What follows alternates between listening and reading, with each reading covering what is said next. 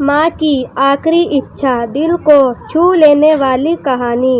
एक बार एक बूढ़ी माँ को उसके बेटे ने एक वृद्ध आश्रम में ले जाकर छोड़ा। इस माँ का ये वही एकलौता बेटा था जिसके लिए इस माँ ने जीवन भर संघर्ष किया। इस बेटे के लिए वो सब कुछ किया जो एक माँ को करना चाहिए या माँ कर सकती है, और आज भी अपने बेटे को किसी भी तरह की परेशानी ना हो इसलिए आश्रम में रहने के लिए भी तैयार हो गई। वृद्ध आश्रम में रह रही माँ हमेशा अपने बेटे को याद करती, मगर बेटा केवल साल में एक बार उसको मिलने जाता या फिर फ़ोन पर बात कर लेता। कई साल बीत गए। वृद्ध आश्रम में बेटे को एक दिन फ़ोन आया।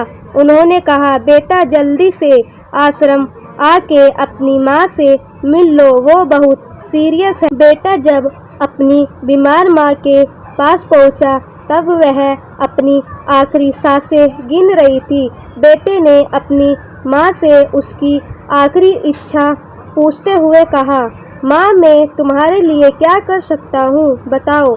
माँ ने कहा, बेटा इस आश्रम में गर्मी और मच्छर बहुत ज़्यादा है, यहाँ पर कुछ पंखे लगवा देना। फ्रिज ना होने की वजह से यहाँ पर हम बूढ़ों को कई बार भूखे पेट ही सोना पड़ता है, क्योंकि किसी ने दिया हुआ खाना खराब होने से नहीं बचा पाते।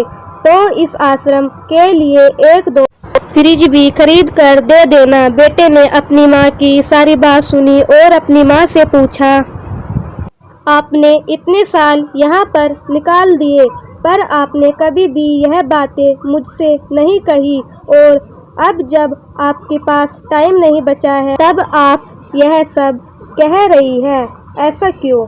माँ ने बेटे को जवाब देते हुए कहा, बेटा मैंने गर्मी, भूख और पीड़ा सहन कर ली, लेकिन मुझे पता है जब तेरे बच्चे तुझे यहाँ पर छोड़कर जाएंगे तब तू यह सब सहन नहीं कर पाएगा। इसलिए तेरी सुविधा के लिए मैं तुझे यह सब लगवाने के लिए कह रही हूँ।